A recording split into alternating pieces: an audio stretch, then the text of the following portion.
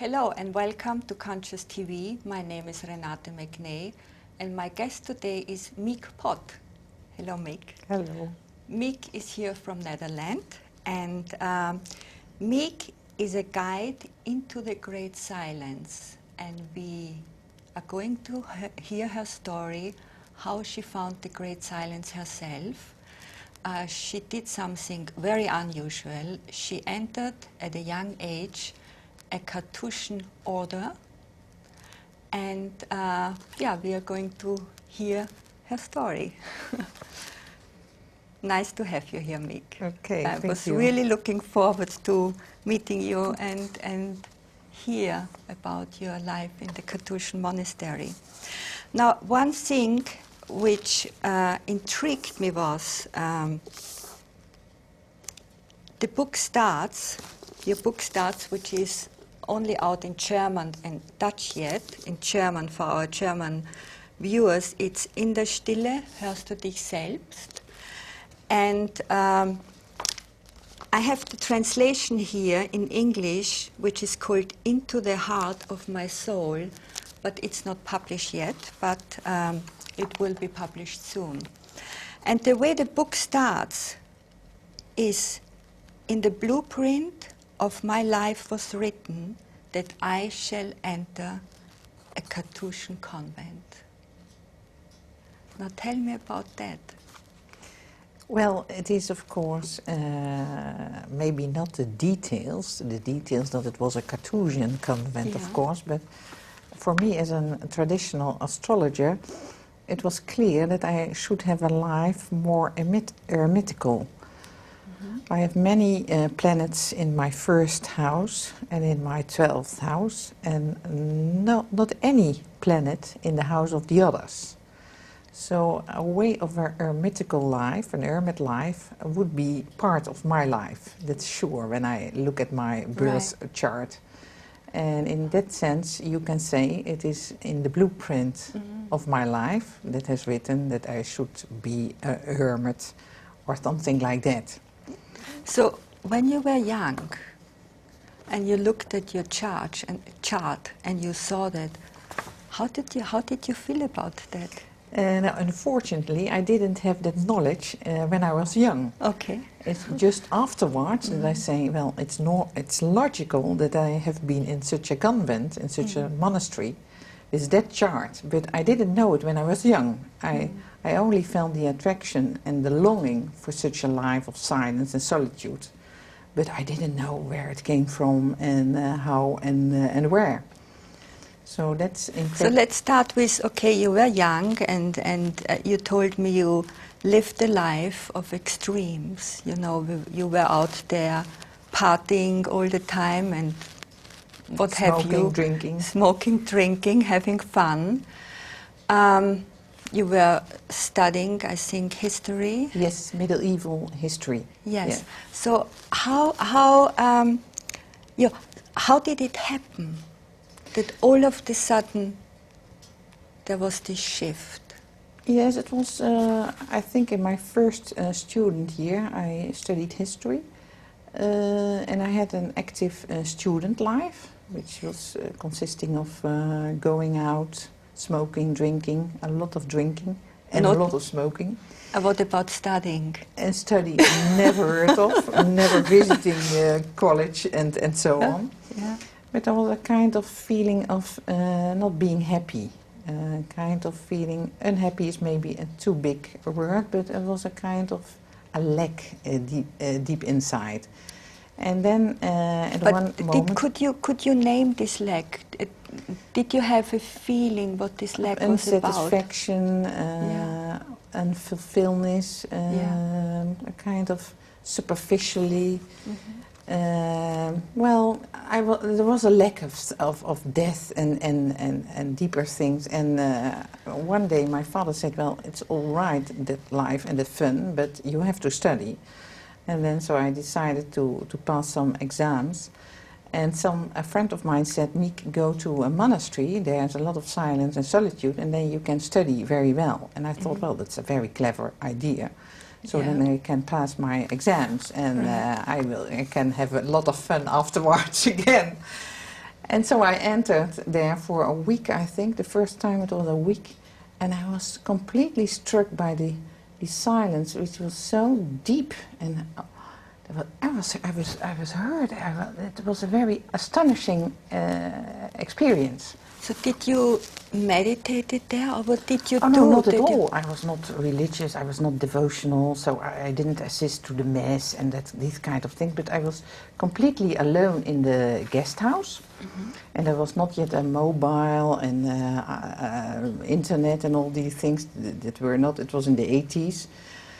And so I lived completely in silence there and in solitude, and I felt myself so good, so at ease with myself. And that was a very new experience for myself. And I thought, well, this is very interesting. You know, I never felt so good in circumstances that are really not very good for human eyes, you know, having nothing, no radio, no music, nothing, no people to talk to. Well, it's actually good for us, but we think it's not good. Yes, so for me it was a very astonishing experience. Yes, yes. Yeah. Yeah, so you stayed there for how long? The first time it was a week, but it has struck me for my whole life. It was really, it put my life upside down. Yeah. Yeah. And what did you do then? Well, I was really upset when I came back to my student life, and I didn't felt at ease there, but I didn't want to talk about it neither. I thought, yeah, my friends would say I'm crazy, or I'm a psychotic, or something wrong with me. Mm-hmm. So I was a bit ashamed. And when I was alone in free time and so, I went visiting abbeys and monasteries and convents, and I found it fascinating, you know. I found it fascinating. It was such a different world, but at the other hand, I was a bit ashamed of, because it was old-fashioned, it was grey and odd and not exciting. So it was a kind of a difficult laugh, you know. Yes, that's right, a forbidden love. Yes, exactly. Yeah. And but then you decided to go to India. Yes, I thought, well, maybe, you know, I was talking with all kind of people in new spirituality and in the old tradition, the Catholic tradition. I'm from a Catholic family. And they said, yeah, it's a call, and it's God calling you. And I thought, God calling me? What's this? I didn't understand anything about it. Mm-hmm. I thought, well, when it's a God calling me, I have to look for that God. And I think God is more with poor people and people in bad circumstances than in convent with the grey faces. And so I thought I have to go to India, to Mother Teresa. So I found it more authentic, and I thought, when there is a real God calling me, then I'm going there. I'm looking, maybe I find something there. He lives there. Yeah, he lives there. That God lives there. Lives there with Mother Teresa. Big saint. Now, there will be God. Okay. It's a bit childish, but for me it was such a strange world, you know. Yeah. It was for me so new, so so it was a bit a childish view of it. Sure. So you came there, you stayed with Mother Teresa for 3 months. Yeah, I came there. How was that? I mean... Also a fascinating experience. Yeah. I went to Calcutta. I had an airplane, but it was also a bit naive and childish, because I had a ticket from Denmark, I think, to Calcutta, and I came in Calcutta with the airplane. And Calcutta is a metropole of millions of people, and I came there in a crowded, noisy, unknown city. I was really a child, Alice in Wonderland, and such a different culture. And then I went with a taxi, I remember very well, to the house of Mother Teresa. And a sister said, well, wait, Mother will come. And then suddenly a hand on my shoulder, and I turned on, and Mother Teresa, small like this, said, come. And she talked with me, and it was so astonishing. She said to me, "Jesus is calling you." And I said, "Oh, Jesus." So God is calling you, Jesus is calling you. It was also such a... But it was fascinating, you know, Yeah, the person, that world, Yeah. in the different culture. Yes, it was fascinating. How was Mother Teresa? Not an easy personality, because No. I stayed there for 3 months. And I went to her also in the inner land of India, because I had a visa which was not continued, because the authorities were very contra Mother Teresa, because it was an Really? Islamic part of India. Yeah. And she was a Christian, so they didn't like her. And I had to flee, in fact, to the inner land, to another house of her. And she herself brought me there with an ambulance. So she was very friendly to me, very near to me. But at the end of my stay, and she asked, "Anna, what are you going to do?" I said, "Well, no, it's not for me here." She was really angry. And she said, "You said no to Jesus." I said, "No to Jesus, my God, no." You know, I found that she was a tough woman, but it has to go on her condition. Yeah, she was Condition. very driven. Yes, very driven, and Yeah. it has to be like that, and not otherwise. Yeah. So I thought, well, now this is Yeah. not my way. So I left for Europe. But it was a fascinating experience to meet her and to have lived in her, near her, and to. But what did you do there? You said it was full of dying people. Yes, so it was did you in work with the dying people? Or That was did in Calcutta. She had a house there. It was an old mosque. And it was she has made it her first house, the house of the dying people. And she said to me, "Go to work there." And I went every morning with a bus from the house of her, with a bus full of nuns, with also Indian people, going to the dying house and working there, feeding people, nursing people. I've never nursed people, you know. I had not a nurse education, but I got all kinds of nurse tasks. Yeah. And yes, I saw lepers and everything. So it was really a fascinating experience, also difficult for me. Yeah, I can imagine. I mean, to see this kind of suffering. Yeah. And you were still quite young. Yes. Must have affected you. They told me also that there were just a very few foreign girls that stayed there. Yeah. Most of the girls or boys came for 2 weeks, and then they left. They fled. Yeah. And so I stayed there just for 3 months. Yeah. And it was an inner force to discover what was my longing and that call. That gave me the power to stay there. Yeah. You said something interesting. You said people spoke about God, but you wanted to experience God. Yes. Yeah. I found all that big words, you know, Jesus calling you, God calling you, and all the prayers, that worldly prayers. And I thought, for me it was not God, you know. Yeah, and I had something like, no, it's not my way. But you didn't know then what God was? No, absolutely not. Yeah. No, Okay. absolutely not. So, but you started to have the clear sense then, you wanted to have a life of a hermit.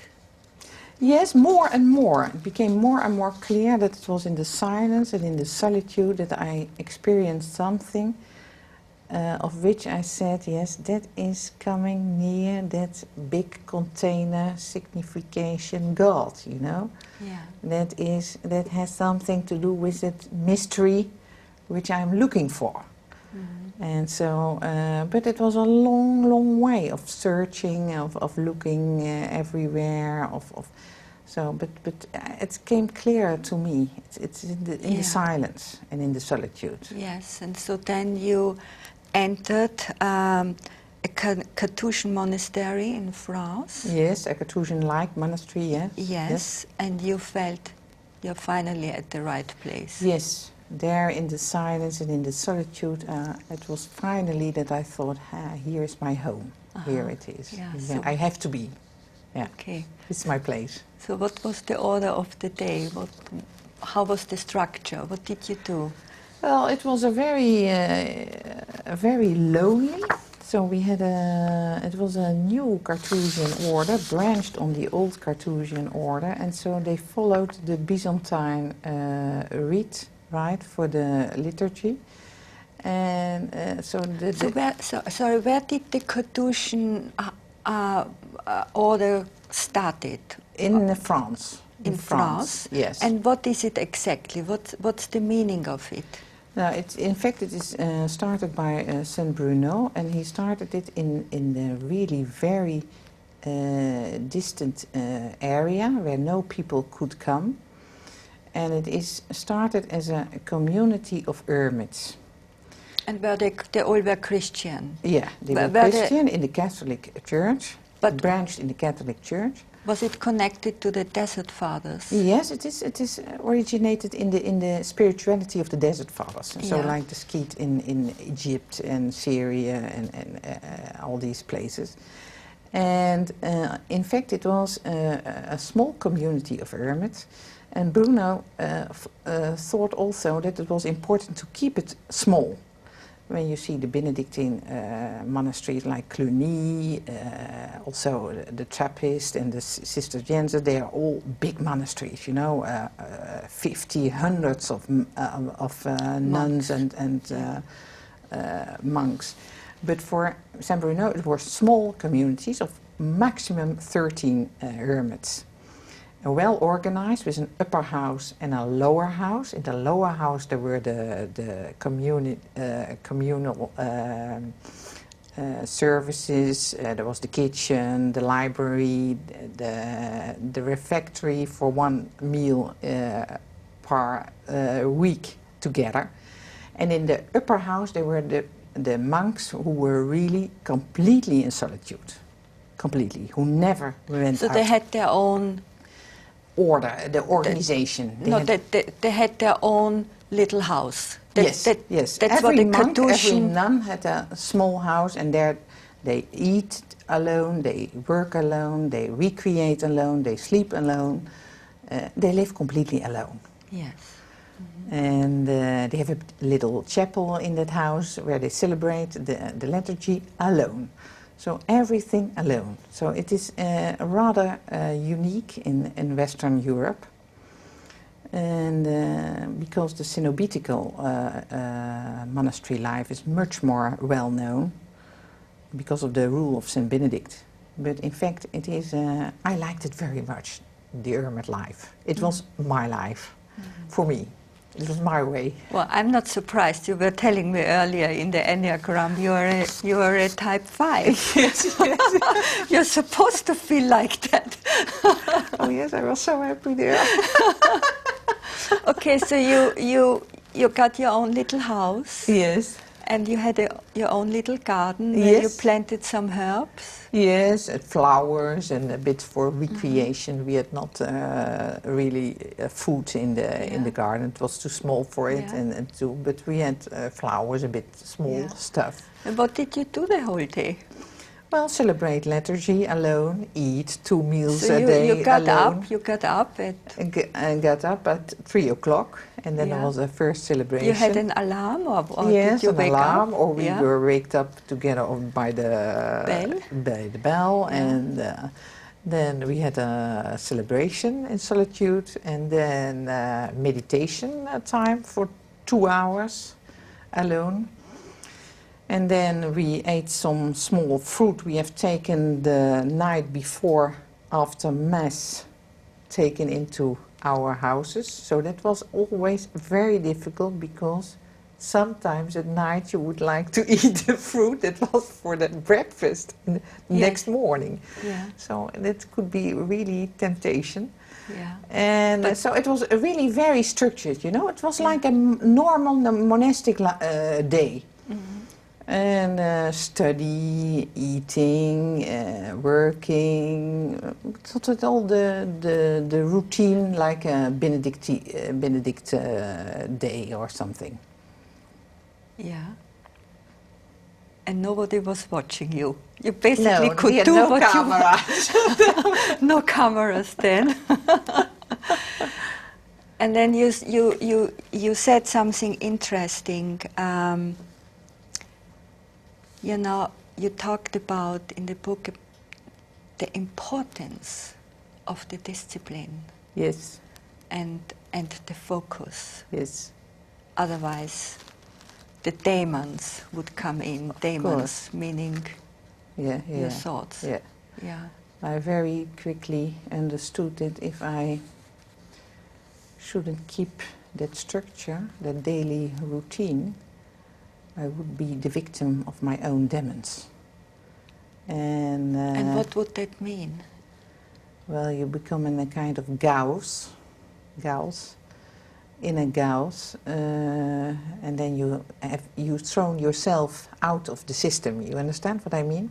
Yeah. So I have to keep myself focused, and otherwise it would have been a prison, or you know, a hell.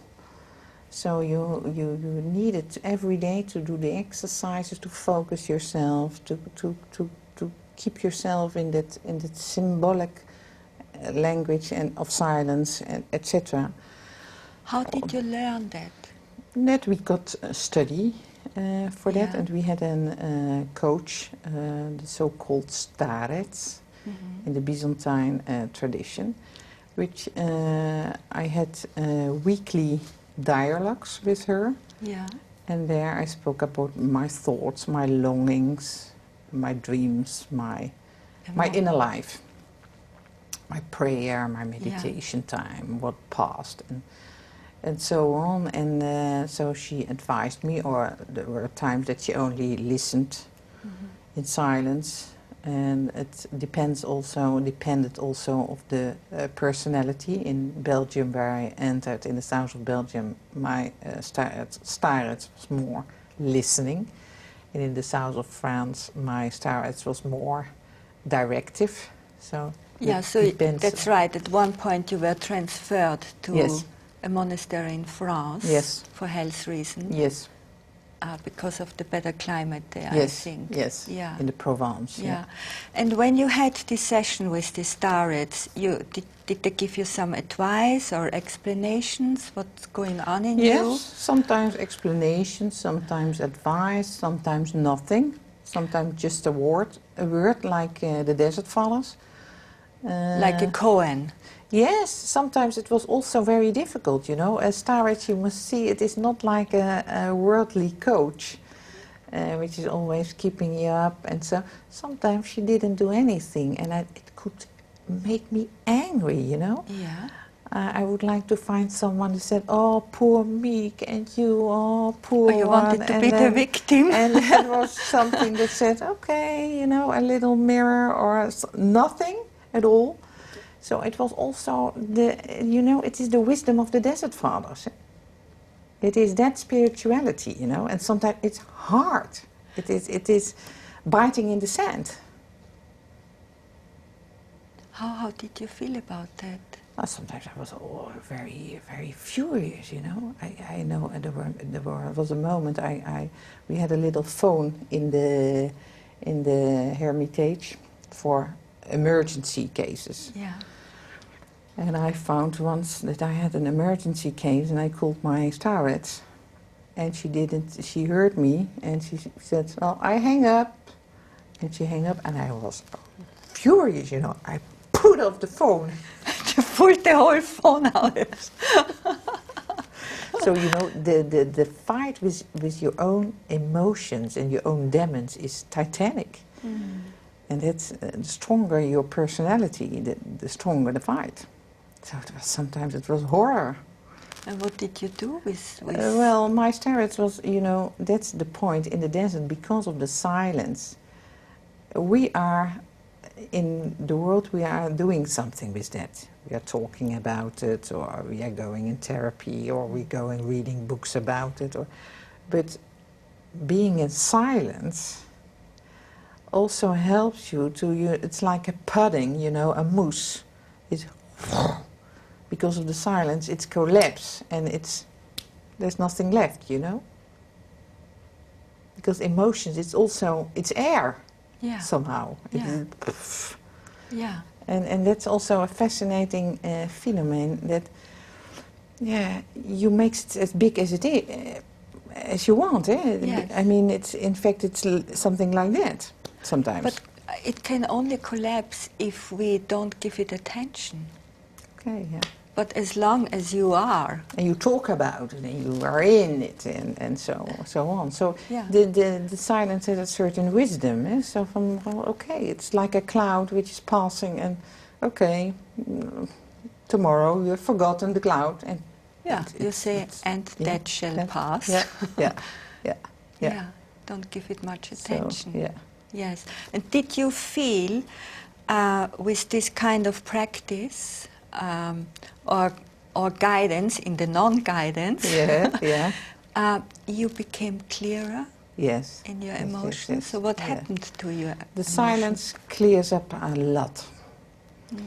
Because it don't judge, don't interpret. It clears up a lot. Silence is healing. Yes.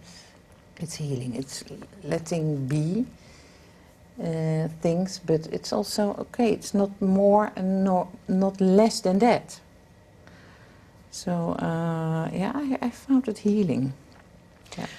You said you also had instructions how to enter the silence and stay there. Can you tell us which?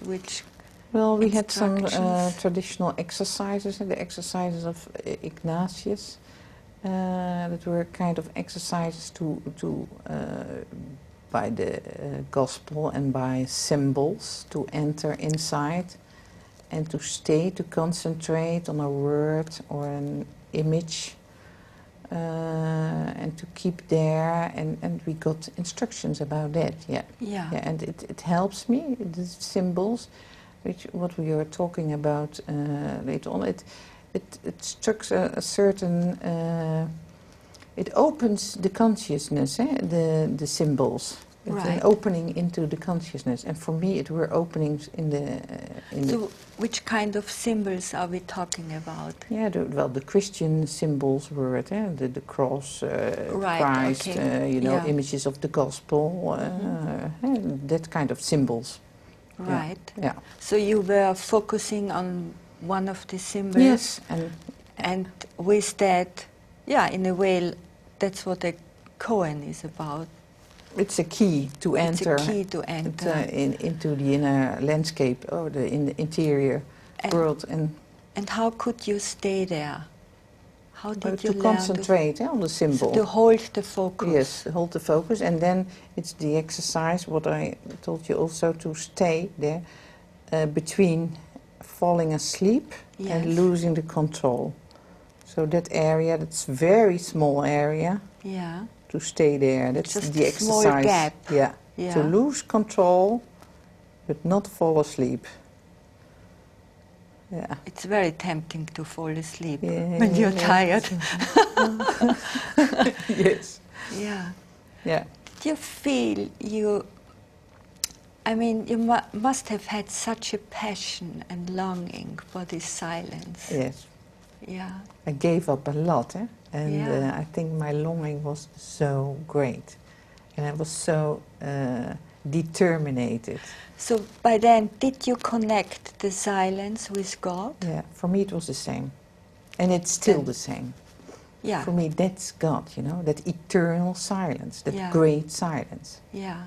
Mm-hmm. That's God for me. Okay, so we come later to your actual experience, but let's talk about what the daemon of the 11th hour is. The Acedia. Acedia. Yeah. That is hanging around. Yeah, for me it's always been someone, I would like to say, someone hanging around. But formerly I didn't know the name, and in the monastery I learned to give it a name. Mm-hmm. And it is something which is with me in my actual life again. Which is always present. Yes. Yeah, Arcadia. Humans. Yes, you are with humans. boring. There are no challenges. There are no new things. And then Arcadia is coming, you know. Yeah. And Arcadia is different than depression. Depression is something, you know, it's like a mental illness. While it's like an apathy. Yeah. While Arcadia is more, Arcadia is no care. No, it doesn't care me. Is it a type of a laziness? It's hardening. It's a hardening of the heart, you know. It's like something indifference.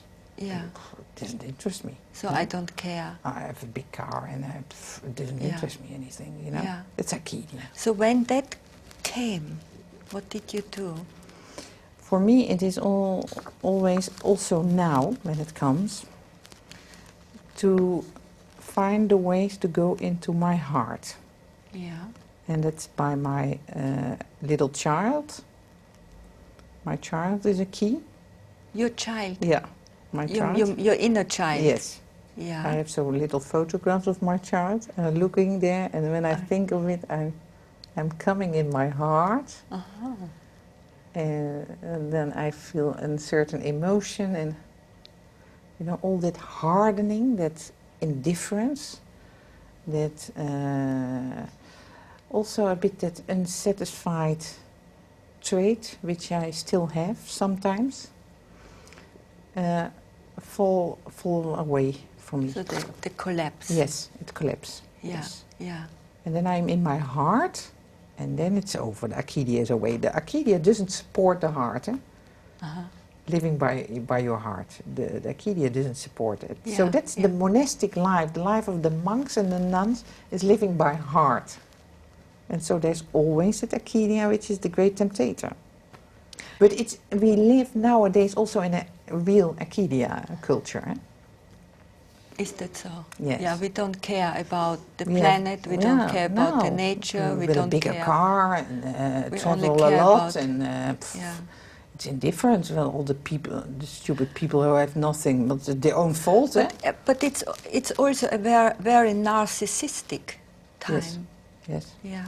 Yes. You just think about yourself. That's Arcadia at its top, you know. Narcissism is Arcadia at its top. Yeah. All right. Yeah, it's Arcadia which is not recognized. Yeah, yeah. It's a complete indifference, hardening of the heart. Well, you know the chart. What's going to happen with my life, or with our life, with the planet's well, life? you have the mundane astrology, and it's of course we are in a conjunction between Saturn and Jupiter on the fixed star Algol. Yeah. And the heads are throwing off. And that's what's happening in economical life, in financial life, in political life, in private life. Yeah. Everyone who is not coherent or not transparent, the heads head is are rolling. Yeah.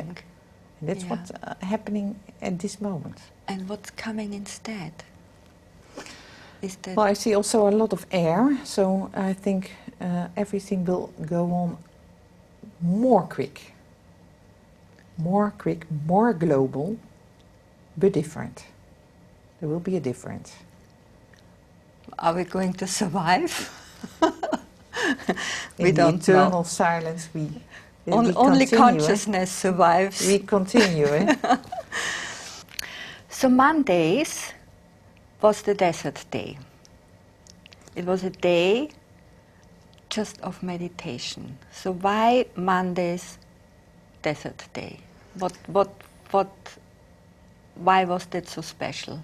Yeah, you know, monastery demands also a lot of organization. Yeah.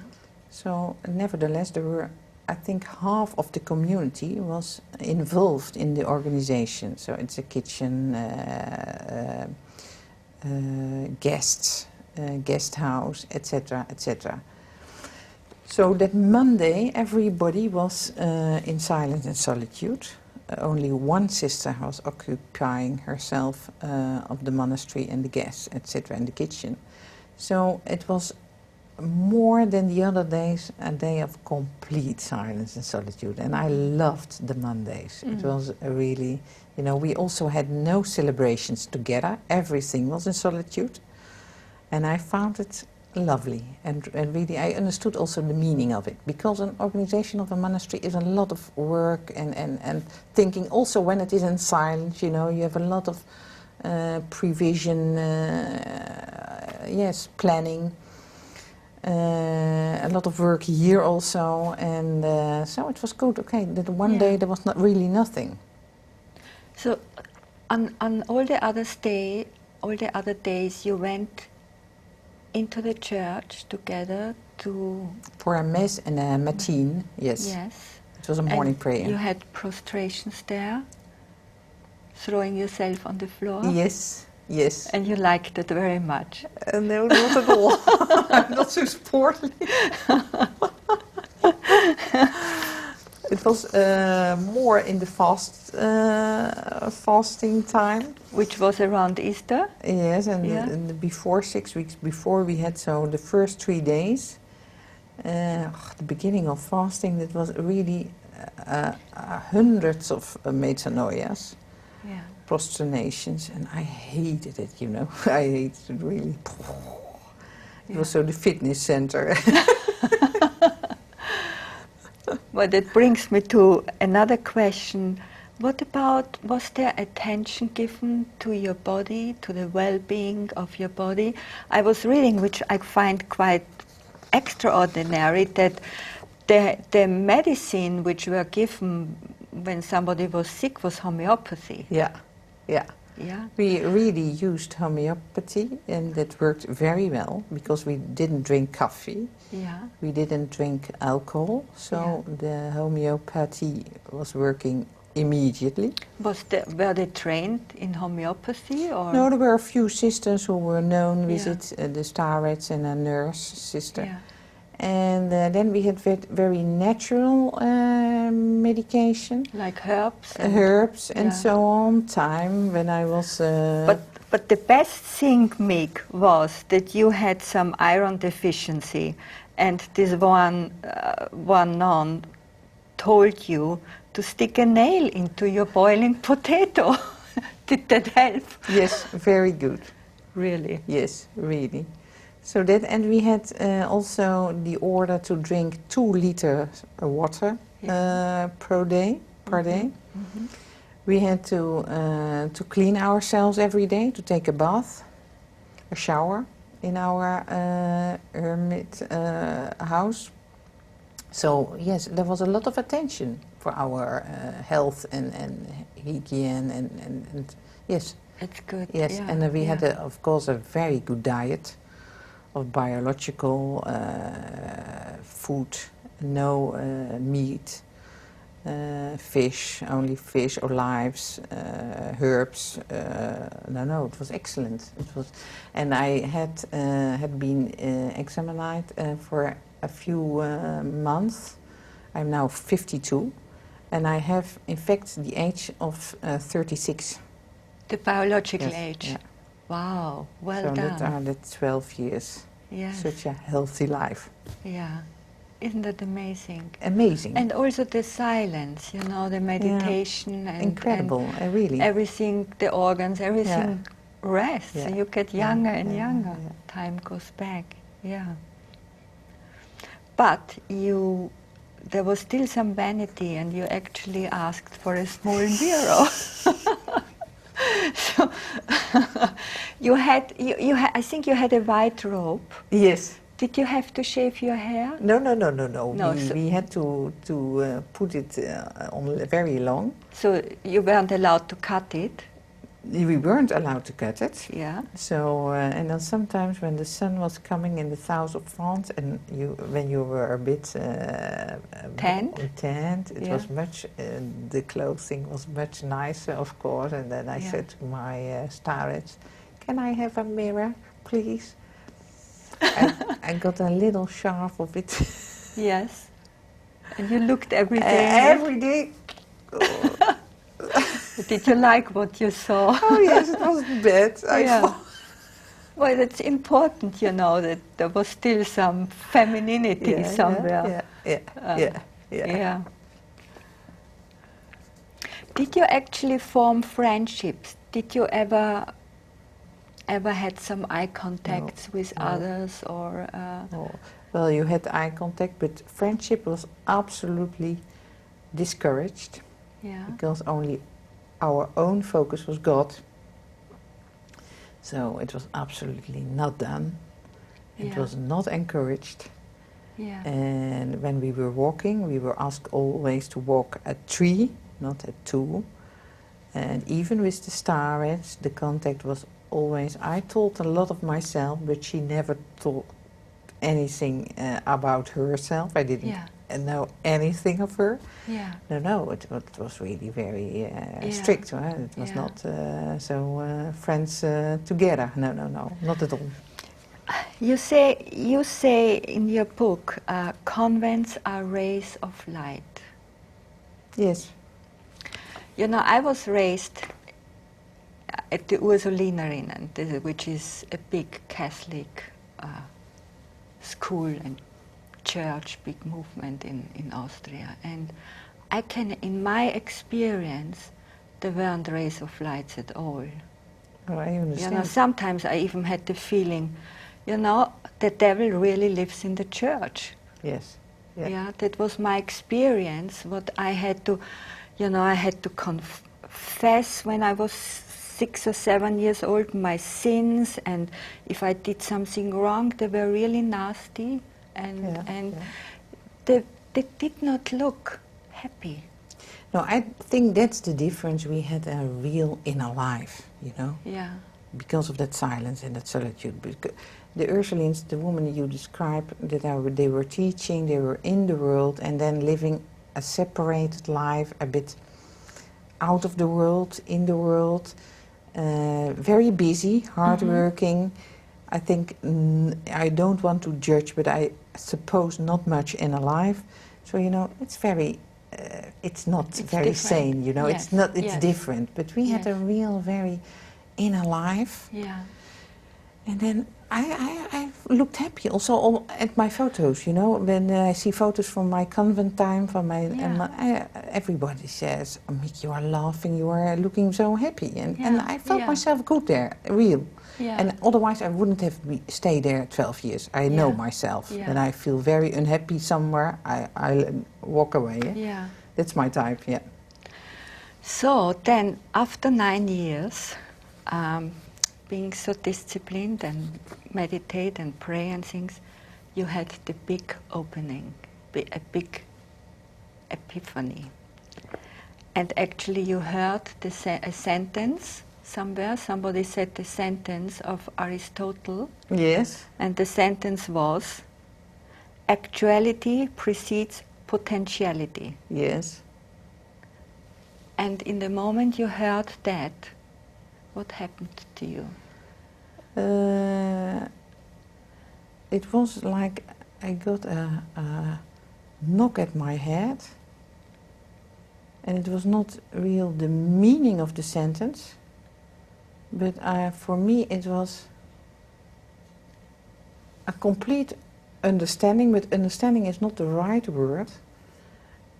It was clear to me. It was a knowingness. It was a knowing of the mystery that I said, that's it. And it has been with me, that sentence, so strongly for 3-4 months, you know. It was every day, and it was for me a clear sight on the mystery. And I can't explain it, it's not an understanding, because the understanding is with the head.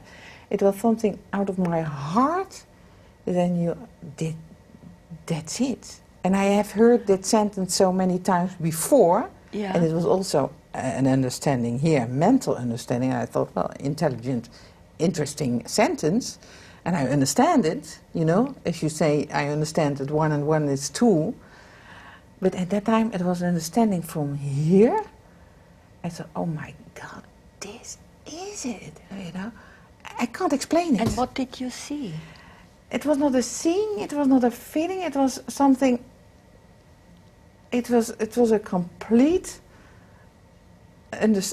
divine understanding. Yeah. It was something that understanding in the heart. Yes, not it was something. Okay, that's what I'm looking for my whole life. It brought me here, and that's it. But when I'm going to explain it to you, I lose the experience. You understand? Yeah, of course, because you cannot really talk No, about because it. there's nothing to do with the mental No. signification. Yeah. So do you still feel this place inside?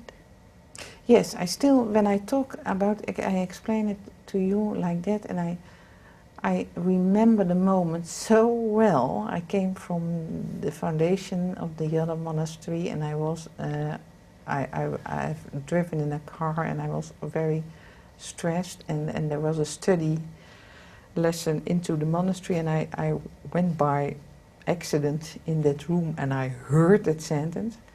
I will never forget it, and I'm still in that. Would you call that enlightenment? Yes, well, I'm not taught in a tradition where Way of where yes, I we understand. talked about that like that. But I think yes. Well, what do they have? Do the Christian tradition have a name for that?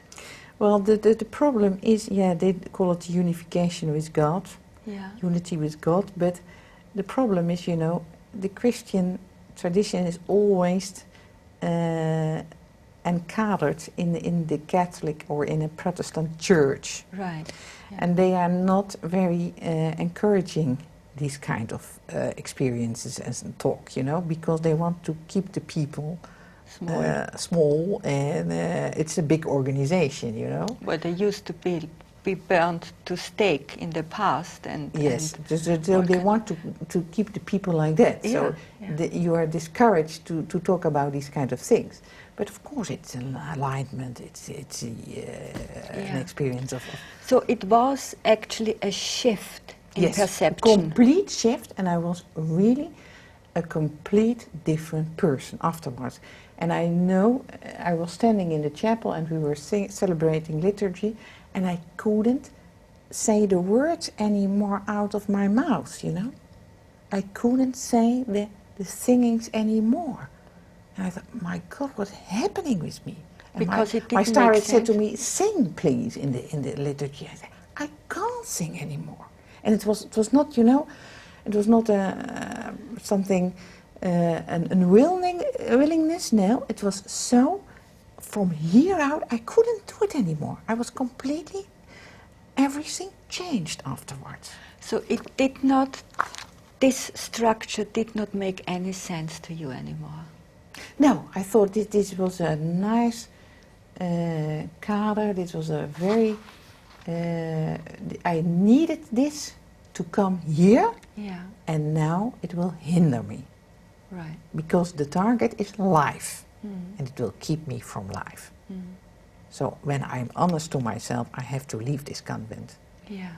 And then I will be honest and I faithful to my task to live as a human being. I have to leave this place. And it still took you 2 years to leave it. Yes, because I found it also, you know, I thought, Miek, well, what's happening? You know, I didn't understand it. I couldn't talk about it. Yeah. Difficultly.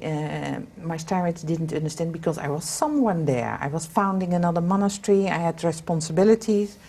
And I was always feeling myself well there. And then suddenly, you know... You felt displaced. Yeah. And I also thought, well, I needed to grow on another level to grow to that decision. I needed time for that. Yeah. And then your body was actually giving you talking, the sign. you know, problems, illnesses, and I thought, yeah, this is a matter of life and death. You know, when I stay here, I'm going to die, literally. So I have to go. I have to choose for life. And I have to be honest to myself. Well, you know, and then you did something very well. You said, I have to now bring my experience into the marketplace. Yes. Yeah, and that was actually always Jesus' teaching. It was about life, and Life. What did he say? I'm the bread of life? Yes, Yes. the bread of life. Well, the gospel, it was interesting. After that experience, I read the gospel on a very different, in a very different way.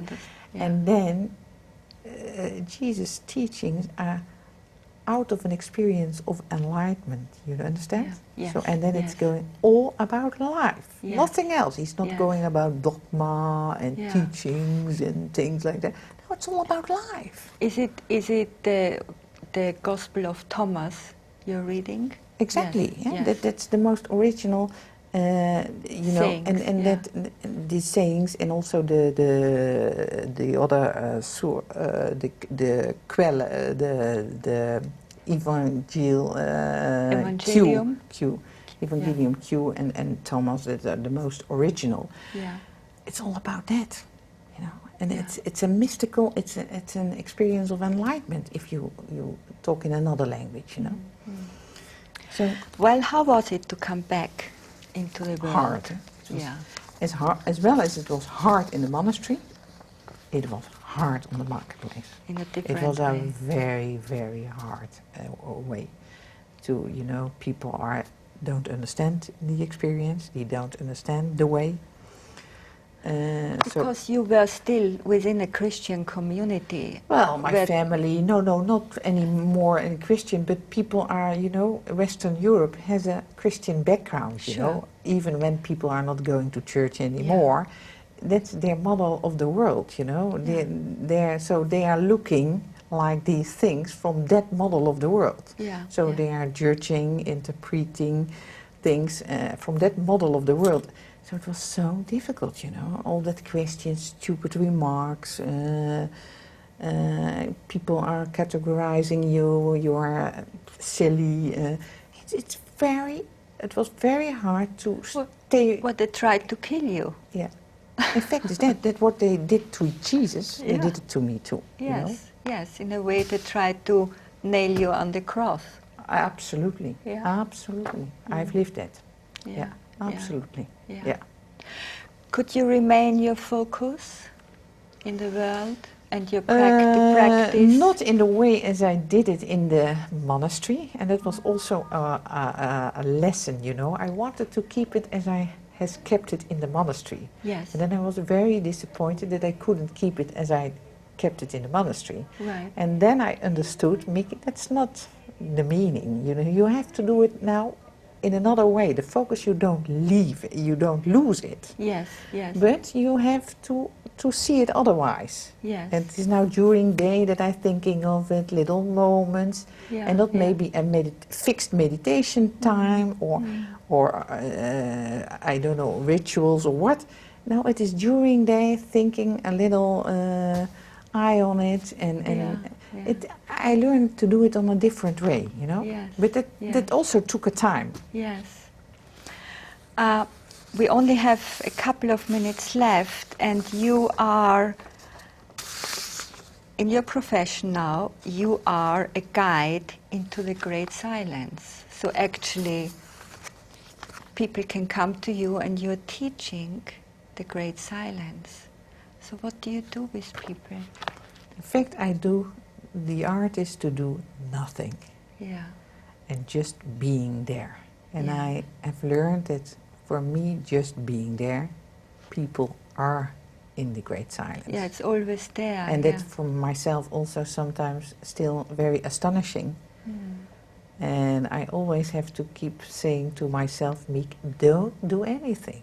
Yeah. It's the art to be there, just being there. And that's what with my contemplation exercise, I'm going into silence with people. But I'm not giving many directions. I'm not doing a lot of funny things or special exercises. It's just being there, sitting there, giving them a lot of space, a lot of respect, but keeping your mouth. That's the only condition, and there I'm very strict on it. Keeping your mouth, sitting and eating and sleeping, keeping your mouth and being there. And it's amazing what it is doing to people. And I'm very for me, it's also, you know, I feel I'm an instrument because it's too big for myself, you know. For my Are those retreats you're doing, or when you say sleeping and being there and eating there? Yeah, the retreats which are residential, you know, when I have 4 or 5 days of silence, contemplation days, and they are mostly in a monastery or centers. And then, but we keep our mouths during dinner, during the walks, etc. Yeah. Great. Well, I'm afraid we have to finish now. Are you happy with yourself, with life? Happy is you know, it's like the word God. It is such a big word, and in general, I feel myself in harmony. I feel myself in focused, and I'm also grateful for my life. Sure. Yeah. Grateful for the way it's my way. That I did it my way. And so that's a better word, I think. Grateful. It's now a time also for gratefulness. Good. Well, thank you, Miek. Thank you for coming all the way to be with us.